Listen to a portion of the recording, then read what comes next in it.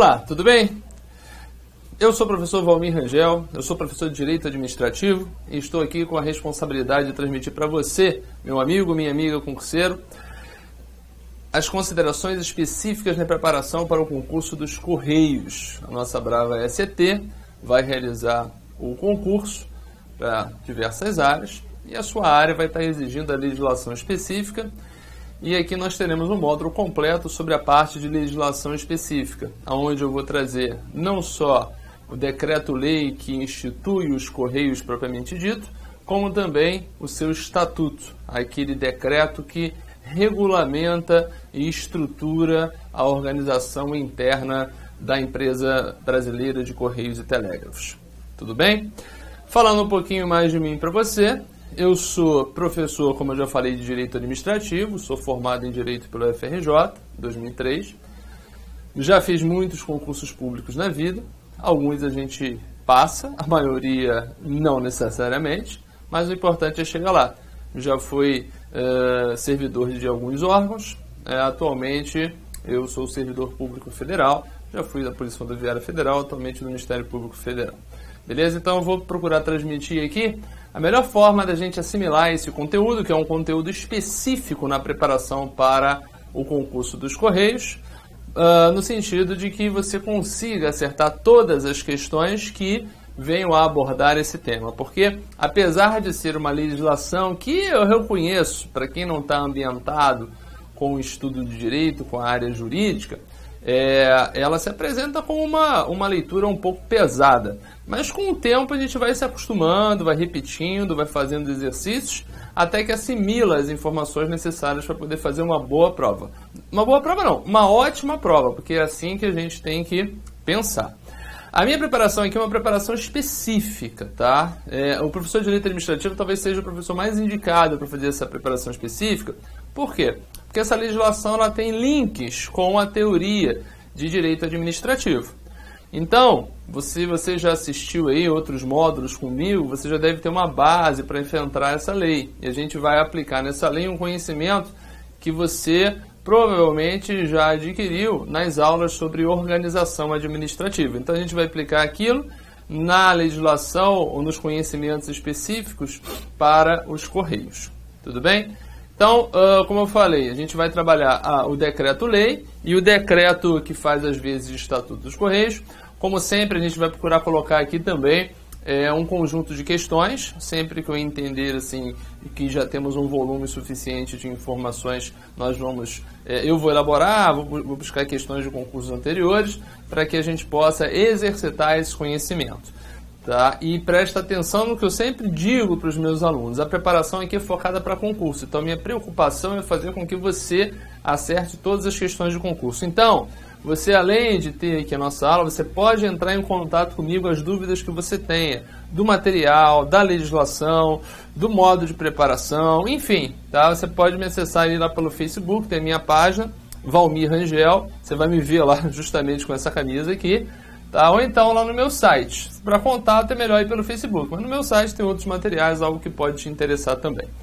Beleza? Então não pode ficar com dúvida, eu vou disponibilizar para você esse material aqui de slides em PDF e também vou disponibilizar as legislações em um material PDF, mas naquele formato tradicional, para que você possa acompanhar as aulas fazendo a leitura das legislações. Beleza? Vamos em frente então? Então, vamos lá. Então, nós vamos começar pelo estudo do Decreto-Lei 509 de 1969. Foi esse Decreto-Lei que transformou o Departamento de Correios e Telégrafos na Empresa Brasileira de Correios e Telégrafos, fazendo com que ele deixasse de ser um órgão da administração pública direta para passar a integrar a administração indireta da União na condição de uma empresa pública. A gente vai repetir isso, vai falar sobre isso. Mas, recentemente, essa lei aqui, se a gente comparar, na verdade, com o ano da sua edição, mas recentemente, em 2011, essa lei, a Lei 12.549, ela produziu uma série de alterações do nosso Decreto 509. Qual foi a finalidade, olhando para essas alterações? Dar maior flexibilidade aos Correios para atuar como uma empresa competitiva, efetivamente, até mesmo entrando em outros segmentos que podem estar ali, né, relacionados com a atuação do Correio Postal, que é a atividade principal desenvolvida pelos Correios, ok? Então a gente vai desenvolver artigo a artigo esse decreto aqui, fazendo os nossos exercícios ao final. Bom, então vamos em frente, vamos começar o nosso estudo, na verdade, do Decreto-Lei 509 de 69, que é aquele que viabilizou o surgimento da nossa Empresa Brasileira de Correios e Telégrafos, cuja sigla é ECT. Na lei a gente vai encontrar a sigla ECT, apesar de a gente ficar assim meio forçado e querer falar EBCT. Mas na verdade a sigla que é utilizada pela legislação é ECT. Mas o nome é Empresa Brasileira de Correios e Telégrafos. Bom, a gente vai identificar na lei uma série de características e conforme o conteúdo ele for sendo passado para você, a gente vai agregando essas informações. Mas fica atento. O que vai ser cobrado na sua prova é o que está no texto das leis, tanto no decreto quanto no estatuto. A gente vai passar por isso, só que eu vou evitar ficar lendo muito o texto de lei, que ler eu acredito que vocês sabem. Eu vou orientar quais os principais pontos, a melhor maneira de entender isso e, em cima do texto da lei, a gente vai responder as questões. Beleza? Então vamos lá. Primeiro aspecto são as características gerais da Empresa Brasileira de Correios e Telégrafos. E a gente vai encontrar essas características gerais no artigo 1º. Seria sua natureza jurídica, de que maneira que ela se enquadra na estrutura da organização administrativa no Estado brasileiro. Espero que você já tenha uma base sobre organização administrativa, porque eu vou explorar alguma coisa disso. Eu estou disponibilizando nessa preparação também as minhas aulas de organização administrativa. Tendo essa base, a gente vai estudar a ECT a partir desse conhecimento prévio. Bom, então vamos lá. A denominação. Qual o nome? Eu já comentei, né, com você, nada demais. Empresa Brasileira de Correios e Telégrafos, e a sigla utilizada pela legislação é a sigla ECT. Isso aí a gente vai encontrar no artigo 1º, você pode verificar aí na sua legislação, tá? Nada demais. Vamos em frente. Como eu também já adiantei, trata-se do antigo Departamento de Correios e Telégrafos. Então, o que a gente pode extrair disso? Que até 1969 tratava-se de um departamento que integrava a administração direta da União, e com o advento desse Decreto-Lei 509 de 69, ela foi promovida, entre aspas, a pessoa jurídica. É uma empresa pública, passando agora a integrar com personalidade jurídica própria a administração pública indireta da União, vinculada ao Ministério das Comunicações. Fugiu a memória, mas eu peguei logo. Ministério das Comunicações, isso está no próprio texto da lei. Beleza? Então, a natureza é de uma empresa pública integrando a administração indireta da União, vinculada ao Ministério das Comunicações. Beleza? Isso tudo aí a gente vai encontrar lá no artigo 1º, e aquela ideia de vinculação que as entidades da administração pública indireta se relacionam com um órgão da entidade da administração pública direta, que é o instituidor. Eu te pergunto, quem é o instituidor? É a União. A União, através de um decreto-lei à época, ela estabeleceu uma empresa pública para integrar a sua administração indireta, vinculando essa empresa pública a um determinado órgão da sua estrutura da administração direta, que é o Ministério das Comunicações. Só uma pequena ressalva. Você estudou comigo ali na parte de organização administrativa, você já estudou com alguém, que as entidades da administração indireta, conforme previsto no artigo 37, inciso 19, elas dependem de lei específica para o seu surgimento. No caso de uma empresa pública, uma lei específica que vai autorizar. E essa lei específica, no caso dos Correios, quem faz às vezes é o nosso Decreto-Lei 509 de 69. Só que ele é um decreto-lei. Você pode ter ficado na dúvida, né? Mas, enfim... Qual a natureza desse decreto-lei? Só o parênteses, então. Decreto-lei não é mais uma espécie normativa que admite-se no nosso ordenamento jurídico. Ele era autorizado, algo assim similar a uma medida provisória, na Constituição de 69.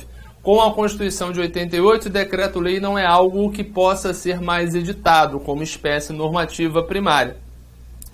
Em função disso, os decretos-leis então existentes passaram a ser recepcionados ou não pela nova ordem jurídica na Constituição. E esse decreto-lei aqui, como a maioria dos outros, ele cumpre um papel de lei específica. Então hoje ele tem status de lei específica. Não é à toa que ele foi alterado pela lei aqui, tá? Por uma lei específica, que foi a 12.490.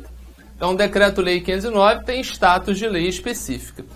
Fiz esse parênteses para você não achar que decreto-lei é algo que possa ser editado. Em 69 era possível, hoje não é mais. O que cumpria o papel de decreto-lei à luz da disciplina jurídica na época, hoje é desenvolvido através de uma lei específica. Tudo bem? E esse decreto-lei, então, o 509 de 69, ele tem status, ele foi recepcionado pela ordem jurídica a partir de 1988, com status de lei específica, uma lei ordinária específica. Tudo bem? Então, vinculado ao Ministério das Comunicações, eu puxei um artigo que está lá no finalzinho da lei, do decreto-lei, né? É o artigo 19, que ele reafirma essa informação que é dada no artigo 1º, ratificando isso. Então, artigo 19. Compete ao ministro das Comunicações exercer a supervisão das atividades da ECT nos termos e na forma previstos no título 4 do Decreto-Lei 200 de 67. O Decreto-Lei 200 de 67 é aquele que organiza a administração pública federal, que fala da supervisão ministerial que deve ser desenvolvida pela administração da União, administração direta da União, sobre as entidades que integram a sua administração indireta, e respeitando essa previsão, a lei, ou o decreto-lei 509, ele faz esse link da supervisão ministerial do Ministro das Comunicações sobre a empresa brasileira de Correios e Telégrafos. Beleza? Isso aqui é bem importante, é uma boa pergunta para ser explorada em prova. Qual a natureza dos Correios, então? Ele é uma empresa pública que integra a administração pública indireta da União, estando vinculado ao Ministério das Comunicações. Antes de 69, tratava-se de um órgão da administração direta, o Departamento de Correios e Telégrafos. Tudo bem? Então, artigo 1º, denominação, natureza. Vamos em frente, ainda no artigo 1º, falando da sede e do foro. Basicamente, sede e foro trata-se do local de domicílio civil, e isso vai repercutir nas ações judiciais, onde que a empresa será acionada judicialmente. E no caso aqui é o principal domicílio civil que vai ser fixado no nosso decreto, que inclusive foi alterado agora em 2011, né, que se falava na capital, na lei anterior, no estado da Guanabara, tinha alguns aspectos ali, né, Brasília já existia há tempo, mas ainda estava em fase de transição, e agora, tranquilo, a sede e o foro em Brasília, no Distrito Federal. Então, local do principal domicílio civil e judicial, cidade de Brasília, Distrito Federal. Agora é óbvio, tá? Lá pelas normas do direito civil e de direito processual civil, o domicílio da pessoa jurídica vai ser estendido em qualquer lugar que ela tenha um estabelecimento. Então, onde estiver o estabelecimento dos Correios, ele pode também ser comunicado ou acionado civilmente, ele pode também ser acionado judicialmente em função desse domicílio. Aí eu estou apenas aqui estendendo para você. Não quer dizer que se você for entrar no litígio com os Correios, você vai ter que propor uma ação lá em Brasília, não é nada disso. Tá? Mas é o local onde as principais decisões, né, aquilo que envolve o interesse da instituição como um todo, que vai atingir o Brasil inteiro, é o local onde as decisões elas devem ser efetivamente proferidas. Tá? Mas na nossa prova, que é uma prova objetiva, você vai ficar atento apenas ao que diz a lei. A lei diz que o local da sede e do foro da empresa brasileira de Correios e Telégrafos é a cidade de Brasília, no Distrito Federal. Tudo bem? Então vamos passando informação em informação. A próxima agora envolve certas aptidões. Eu acho que uma questão boa de ser elaborada, ela vai justamente em cima dessas aptidões que são conferidas aos Correios recentemente por essa lei aí de 2011. As capacidades de poder, com maior liberdade ou com maiores instrumentos, expandir a atuação dos Correios, para não só atuar no correio postal, mas a partir de outros segmentos também. Aí é aquela política gerencial, estratégica, de que toda empresa ela busca sempre crescer, sempre avançar, e os Correios ganhou essa força a partir de 2011 com a nossa lei que foi editada. Então, aptidões conferidas pela lei. Quais são as aptidões? Primeiro, criação de subsidiária. Se você estudou comigo, lá a parte de organização administrativa, você deve ter visto que as entidades integrantes da administração indireta, elas podem criar subsidiárias, que são empresas filhotes, para desenvolver alguma tarefa específica, desde que tenha autorização legislativa.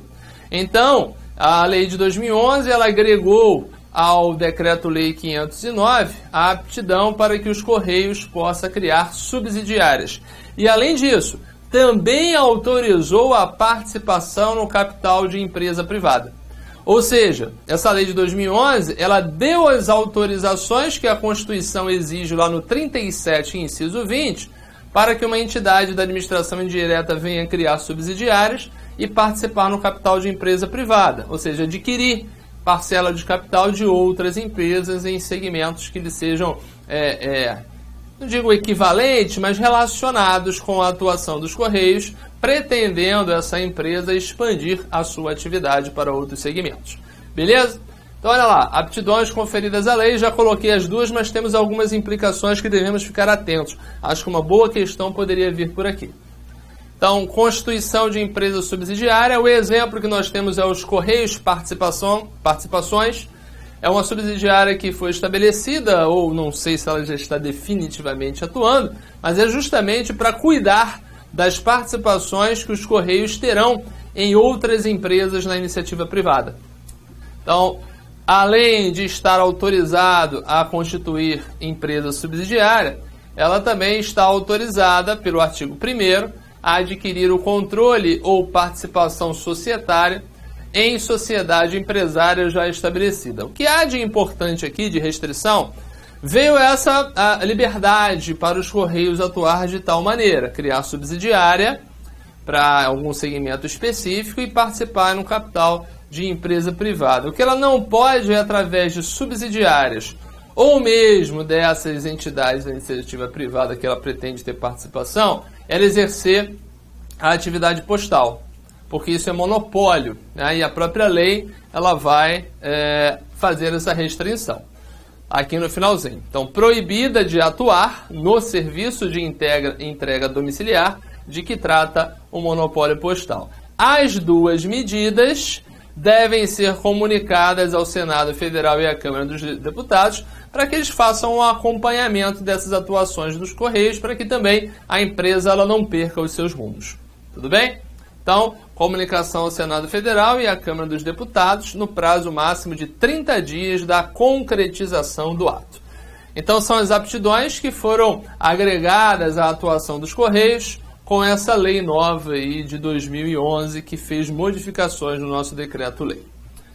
Tudo bom? Então, o artigo 1º, ele se esgota aqui nas informações que eu coloquei.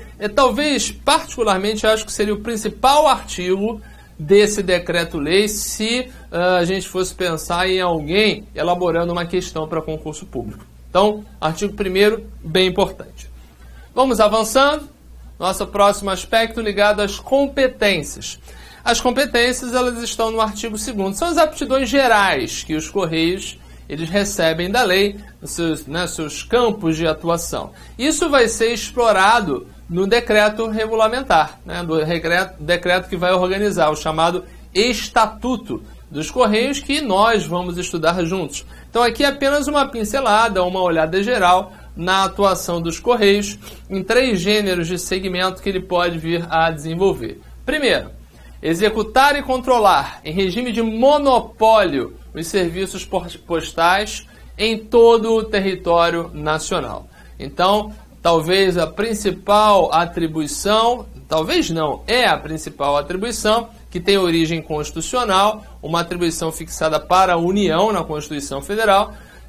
A União ela vai desenvolver através dos Correios em regime de monopólio, conforme a principal de suas competências. Tá? Cuidado só com isso aqui, a atividade postal é regime de monopólio. Além disso, exercer nas condições estabelecidas nos artigos 15 e 16 as atividades ali definidas.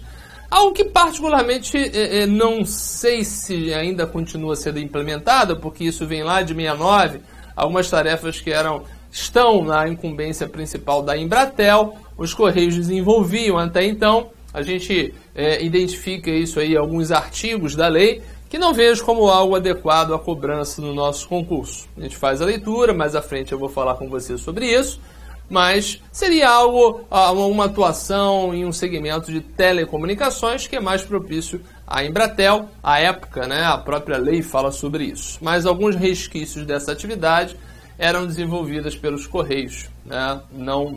Não é do meu conhecimento se atualmente assim o faz. Na verdade, desconheço, tá? Mas não posso afirmar que é de forma definitiva. O 3 aqui, explorar os seguintes serviços postais, tá? Logística integrada, serviços financeiros, né, através de atividades similares com convênios e acordos de colaboração com instituições financeiras, né? O Bradesco já fez esse tipo de acordo com os Correios, o Banco do Brasil me parece que está desenvolvendo agora isso, para que as agências de correio elas também exerçam certas atividades financeiras.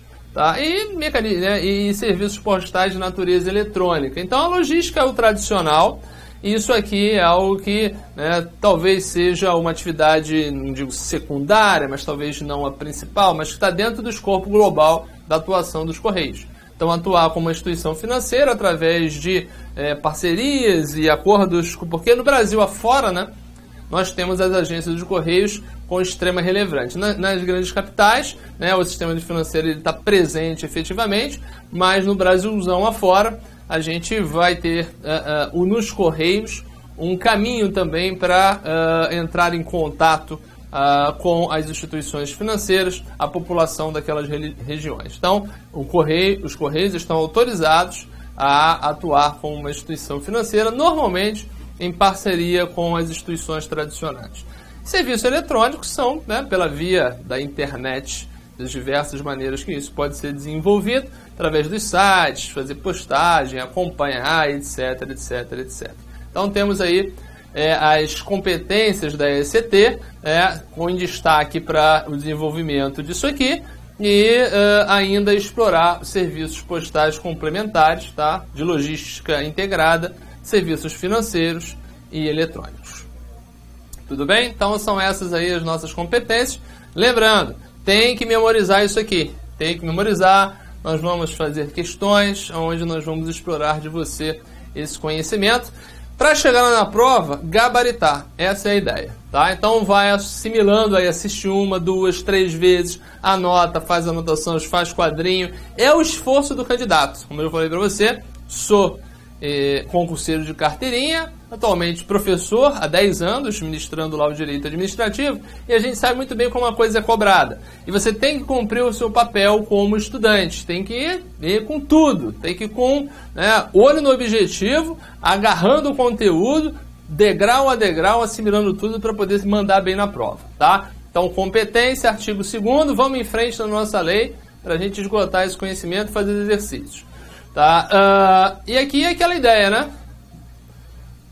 A ECT poderá, obedecida a regulamentação do Ministério das Comunicações, firmar parcerias comerciais que agreguem valor à sua marca e proporcionem maior eficiência de sua infraestrutura, especialmente de sua rede de atendimento.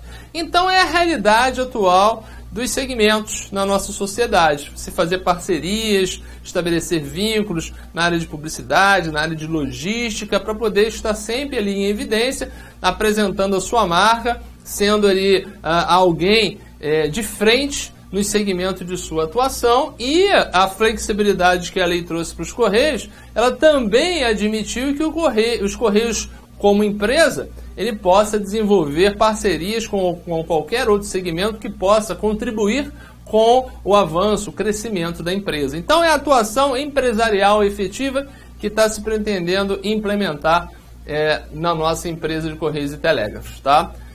Então, mais uma vez, isso aqui também entrou em 2011. A ECT poderá, obedecida à regulamentação do Ministério das Comunicações, firmar parcerias comerciais que agreguem valor à sua marca e proporcione maior eficiência de sua infraestrutura. Patrocínio, né, de eventos esportivos ou de eventos de outra natureza, isso vai agregar valor à marca.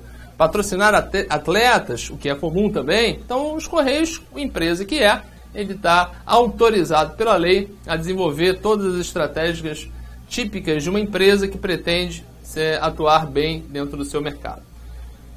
Vamos em frente. Artigo 3º vai falar da estrutura.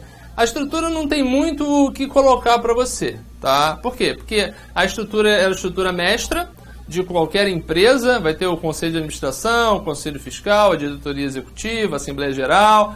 Então, é o tradicional de qualquer empresa, sendo desenvolvida no Estatuto. Quando chegar no Estatuto, aí sim, a gente vai ter que parar e esmiuçar informação a informação, para que a gente possa ver exatamente como os Correios estão organizados internamente.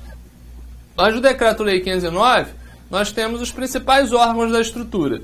Então a ECT tem a seguinte estrutura: a Assembleia Geral, Conselho de Administração, Diretoria Executiva e Conselho Fiscal. É a estrutura mestra dos órgãos de uma empresa, normalmente.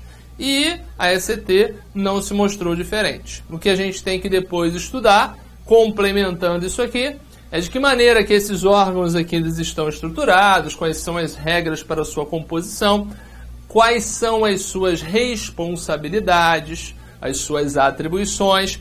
Talvez seja o aspecto mais complexo. Tá? A gente vai ter que fazer leitura, eu vou estar aqui para te ajudar. Sei que não é um estudo muito prazeroso, mas é ele que vai levar para a gente chegar no objetivo. Então estuda, estuda, estuda. Depois chega um tempo que você está ambientado com aquilo ali, vai fazer uma boa prova. Tá? Depois, né, quer comemorar o sucesso e, né, lembrar que um dia estudou o Estatuto dos Correios para passar na prova. Beleza? Né? Só para a gente ilustrar um pouquinho, como eu falei com vocês, eu fui policial rodoviário federal, em 2004. Então eu sabia o código de trânsito de trás para frente, do lado, do avesso, sei lá. Sabia tudo. Passei no concurso, entrei na atividade, você desenvolve, depois de um tempo eu saí. O que eu sei de código de trânsito hoje? Muito pouco, não é mais a minha realidade, né? Então é isso que a gente faz. Estuda, passa no concurso, assimila aquilo que realmente vai ter uma importância na sua atividade, propriamente dita, agrega conhecimento, estudar nunca é demais, atinge o nosso objetivo e depois segue com outros objetivos na vida, porque a vida é feita disso, né? Então vamos lá, elaboração dos estatutos. O nosso estatuto, ele é o decreto 816, recente também, de 2013. Então veio a alteração de 2011 no Decreto-Lei 509 e logo em seguida um novo estatuto já com a nova realidade. Então, os concursos anteriores eles estão bem defasados em relação à nova realidade de legislação. Então você tem que fazer um estudo focado na legislação atual, tá? Então, a gente encontra aqui no parágrafo 4º isso. Os estatutos da ECT, que é aquele documento, aquele decreto que organiza a instituição, que serão expedidos por decreto e estabelecerão a organização, atribuições e funcionamento dos órgãos que compõem a sua estrutura básica. E aí nós temos aqui o nosso decreto 8.016 de 2013 cumprindo esse papel. Beleza? Que não há muito o que ser cobrado, apenas uma constatação de que os Correios terão um estatuto que vai cumprir o papel de lhe organizar. E o nosso estatuto atual é esse aqui, que será objeto de estudo nosso. Vamos em frente para mais um aspecto da lei, é a representação da ECT. Quem é que representa, quem é que fala em nome da empresa? Em regra, o seu presidente. mas ele tem a aptidão de delegar certas atribuições para outros servidores, no caso, que se encontram na estrutura da empresa. Então, a responsabilidade é do presidente, mas ele pode realizar tais delegações. Isso está na lei, tá?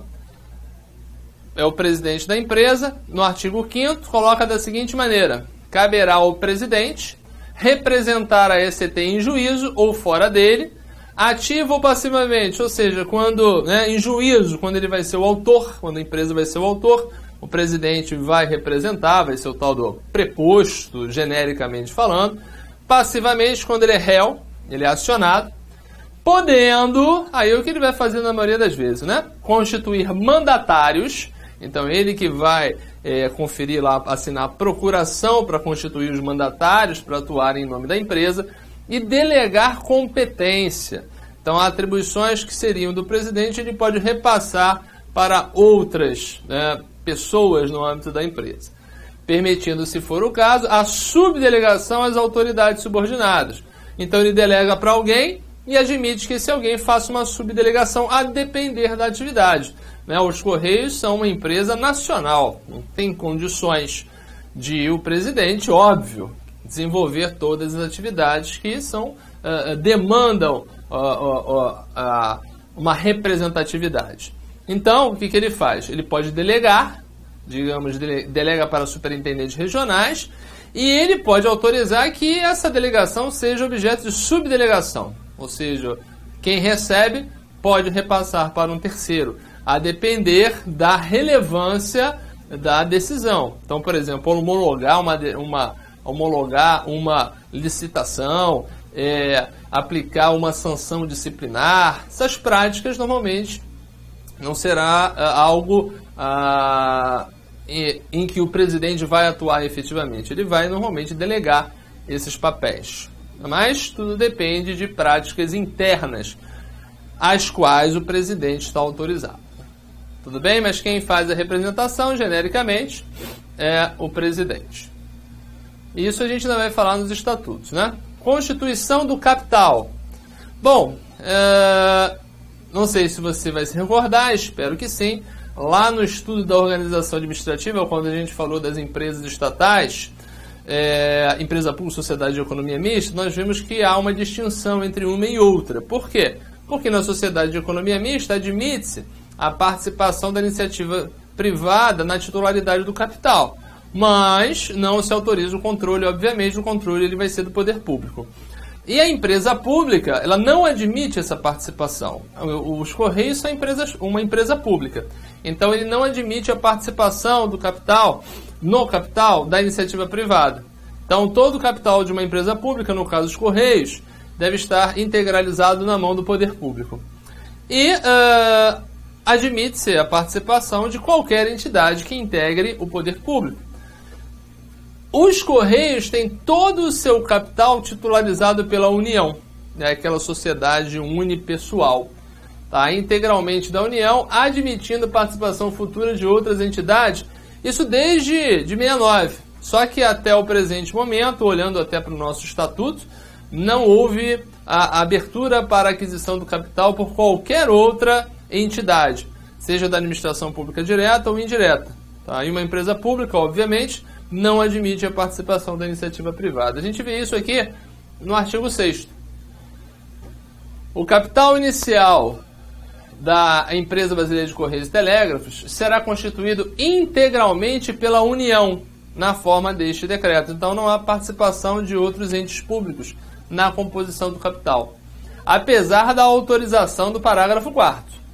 Poderão vir a participar dos futuros aumentos do capital outras pessoas jurídicas de direito público interno, bem como entidades integrantes da administração federal indireta. Mas, na verdade, isso aí não tem acontecido. Ao menos a gente viu, e a gente vai ver, na verdade, no decreto, no estatuto, no decreto 8.016, agora de 2013, que o capital ainda continua totalizado pela União, e que o valor desse capital estará descrito também. Beleza? A gente vai chegar lá aos pouquinhos. A gente está aqui na parte da lei. Então, Constituição do Capital. integralmente pela União na forma deste decreto, admitindo essa participação, ok? Vamos em frente. Regime de pessoal. Você raciocinou com aquilo que nós estudamos. Na parte de servidores públicos e na parte de organização administrativa, você vai saber que numa empresa pública, numa sociedade de economia mista, o regime do pessoal que ali desenvolve atividade é o regime do emprego público. Há um contrato de trabalho similar àquele que se celebra na iniciativa privada, elaborado, ou melhor, as suas cláusulas elaboradas a partir daquilo que está previsto na consolidação das leis do trabalho. Então são chamados seletistas na administração pública, que dependem de concurso público também, como nós vimos lá no artigo 37, inciso 2. Então, o quadro permanente de pessoal dos Correios, ele só vai poder ser integrado por concursados, que vão ocupar um emprego público e vão celebrar um contrato de trabalho com essa instituição, que, se houver algum litígio, será objeto de apreciação e decisão de qual órgão do Poder Judiciário? Justiça do Trabalho. Estou trazendo aí algumas informações que você já deve ter conhecimento, reafirmando esse conhecimento. Então, regime do emprego público, contratual trabalhista, chamado também de seletista. Encontramos isso no artigo 11. O regime do pessoal da ECT será o da consolidação das leis do trabalho, aprovada pelo Decreto-Lei 5452 de 43. Tá? Então, baseado na CLT, nós teremos um contrato de trabalho para os concursados adentrarem ao quadro de pessoal dos Correios. Beleza? Então aqui, Constituição do Capital, integralmente da União, regime de pessoal, entre aspas, seletista, regime do emprego público que demanda concurso público, segundo o 37, inciso 2 da Constituição Federal. A lei, o decreto, ele não vai falar do concurso, até porque na época em que os Correios eles foram criados efetivamente enquanto empresa pública, não havia exigência constitucional de realização de concurso público para se entrar em empresa pública e sociedade de economia mista, em emprego público de uma forma geral. Então, as formas de admissão eram das diversas maneiras. Enfim, mas não era. Poderia até ser feito concurso público, como fazia o Banco do Brasil. Só que não era a regra. O Banco do Brasil era a exceção. A grande maioria não fazia o concurso público. Então, os Correios são uma instituição dessa época. Depois de 88, eles passaram a estar obrigados a realizar concurso público para admissão de pessoal. Tudo bem? Vamos lá? Vamos fechando aí a nossa lei. Prerrogativas da ECT. Ótimo ponto para ser cobrado. Espero que você tenha estudado. Toda hora eu estou falando isso, meio que te forçando. Se você não estudou, você tem que estudar. A parte de organização da administração pública, administração direta, indireta, etc. Porque a gente cita isso bem quando fala das empresas estatais, inclusive o paradigma são os Correios. Será que uma empresa pública, uma sociedade de economia mista, elas podem ter prerrogativas de direito público, ou seja, um tratamento protetivo do ordenamento jurídico? Empresas que são. E a discussão que foi estabelecida no Supremo Tribunal Federal foi justamente em cima desse artigo 12 aqui, do Decreto-Lei 509 de 69, porque ele confere prerrogativa de direito público a uma entidade de direito privado, uma empresa pública que tem personalidade jurídica de direito privado. E se questionava da constitucionalidade dessas prerrogativas, porque são prerrogativas típicas de pessoa jurídica de direito público, ou seja, da administração direta ou de autarquias. E a conclusão foi que o Decreto-Lei dos Correios é constitucional porque preserva uma atividade monopolizada pelo Estado, um serviço público que deve ser protegido. Então, os bens destinados à atividade, a imunidade fiscal para o pagamento de impostos, os tratamentos diferenciados na linha processual, isso tudo foi reconhecido como constitucional pelo STF e tudo foi discutido à luz desse artigo 12 aqui e acabou servindo de paradigma, de parâmetro para que esses benefícios fossem estendidos a outras empresas estatais que exercem ou que prestam serviços públicos em ambiente não concorrencial. Então aqui o artigo 12. A ECT gozará de isenção de direitos de importação de materiais e equipamentos destinados a seus serviços, né? Tem isenção legal. Dos privilégios concedidos à fazenda pública, tá? E aí, ó, são pessoas jurídicas de direito público. O termo fazenda pública agrega a administração direta e as autarquias. Então, são as pessoas jurídicas de direito público. Aqui os aspectos, né?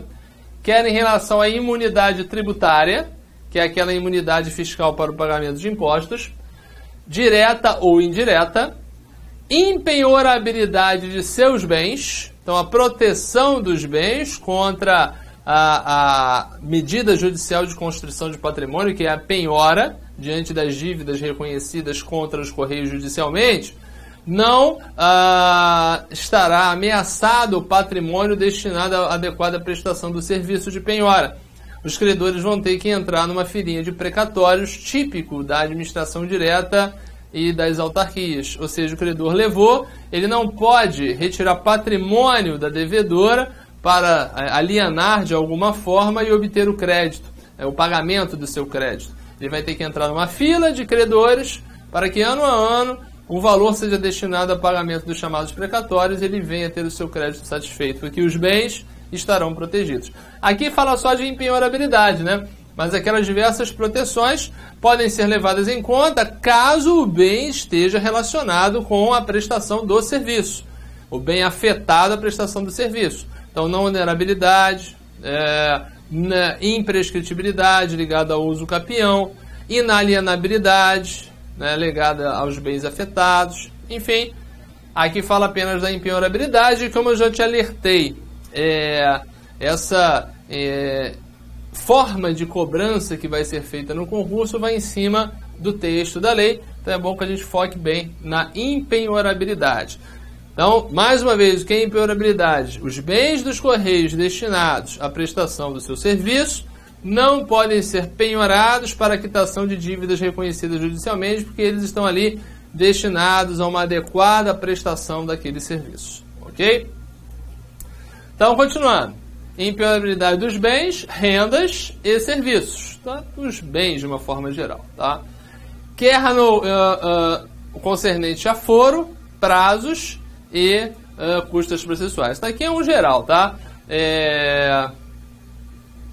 Fazenda pública, que é em relação à imunidade tributária, direta e indireta, impenhorabilidade dos bens, renda de serviços, quer no concernente, a parte final, então impenhorabilidade dos bens, rendas e serviços, quer no concernente ao foro, prazos e custas processuais. Ou seja, é o tratamento diferenciado que é dado pela lei processual quando uma pessoa jurídica de direito público está litigando em juízo.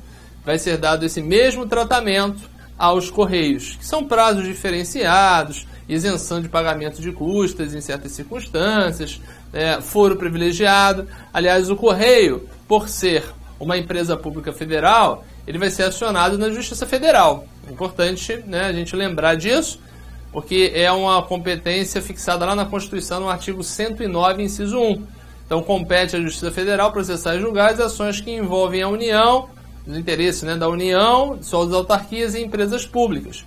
Então, uma empresa pública da União, então as ações elas serão processadas e julgadas na Justiça Federal. Tá? Se você quer entrar com uma ação contra os Correios, você vai ter que acioná-lo na Justiça Federal. Lembrando que os empregados vão litigar na Justiça do Trabalho. O cidadão comum vai litigar contra os Correios na Justiça Federal. Isso é importante, beleza? Bom, manutenção de competências da Embratel e espólio da DCT. Peço apenas que você faça uma leitura, mas não vejo aí como artigos que tenham assim chame a atenção para elaborar de questão, né? A perspectiva de ser objeto de elaboração de questão. São artigos da época em que houve, né, a transição do Departamento de Correios e Telégrafos para a Empresa Brasileira de Correios e Telégrafos. Tá? Então, alguns aspectos ligados à Embratel, da época, e ao departamento, então, responsável por essa atividade, que foram, assim, transitaram para a figura da Empresa Brasileira de Correios e Telégrafos. Peço apenas que você faça uma leitura, mas não vejo como algo que possa ser objeto de cobrança, por isso nem vou aqui tomar o nosso tempo com isso. Vamos em frente. Serviço de vigilância própria, a mesma coisa, isso aqui eu resolvi colocar, mas pesquisei sobre isso, não é algo que esteja sendo efetivado atualmente, tá? Mas, enfim, ressalvadas a competência do Departamento de Polícia Federal, a ECT manterá serviços de vigilância para zelar no âmbito das comunicações, pelo sigilo da correspondência, cumprimento das leis e regulamentos relacionados com a segurança nacional. Isso é da época da ditadura, né? E garantia do tráfego postal telegráfico dos bens e haveres da empresa ou confiados à sua guarda. Então a ECT ela tinha essa aptidão de ter um serviço próprio de vigilância, sem que isso vá interferir na competência da Polícia Federal, que cuida, né, dos inquéritos policiais relativos a crimes praticados contra a empresa brasileira de Correios e Telégrafos. Ok? Então isso aqui seria um serviço de vigilância destinado à atuação cotidiana, né, da rotina dos Correios. Beleza? Não vejo como algo propício para concurso também. Isso aqui sim, tá? Que é algo interessante, envolve a prestação de contas, a submissão ao respectivo tribunal. Se você estudou comigo lá a parte de organização administrativa, tem esse aspecto que a gente chama a atenção, que todas as entidades da administração indireta, independentemente da atividade que desenvolvem, devem prestar contas para o respectivo Tribunal de Contas e o nosso Correios também se enquadra nesse contexto, obviamente. A própria lei fala sobre isso, no artigo 20. A ECT enviará ao Tribunal de Contas da União as suas contas gerais relativas a cada exercício na forma da legislação em vigor. E aí, o Tribunal de Contas da União ele vai apreciar e julgar as contas, se aprova com ressalva ou se reprova as contas com as devidas consequências. Tá? Então, o Tribunal de Contas da União aprecia e julga as contas dos Correios, como o faz em relação a qualquer entidade que integra a administração pública indireta. Beleza? Bom, aí a gente já vai fechando, né, o estudo. A aplicação subsidiária do Estatuto da SA. Esse aqui é o Estatuto da SA. Ou seja, a lei ela não delimita exatamente qual a forma societária. Ela é uma empresa pública, unipessoal, tá? Mas orienta que a lei de SA venha a disciplinar a forma de atuação dessa empresa, naquilo que não estiver disciplinado nos seus estatutos. Então, aplica subsidiariamente a este decreto a Lei 6404, que é a lei da SA. Não vejo assim como algo assim passível de cobrança. Isso aqui talvez, tá? Funções gerenciais e técnicas no âmbito regional devem ser... Essa foi agregada pela lei de 2011. Então, por isso que eu falo que é algo propício de ser cobrado. Que é aquela discussão, né? As funções gerenciais, as atividades de direção, de chefia, quem é que vai desenvolver? Pode ser uma pessoa de fora dos Correios, ser colocada ali, ou tem que se aproveitar os próprios empregados ali dos Correios. Essa lei ela veio protegendo o concursado dos Correios. Por quê? Porque ela delimitou que no aspecto regional o exercício de tais tarefas devem ser feitos pelo pessoal do quadro permanente de pessoal. A gente vai ver aqui, ó, artigo 21B.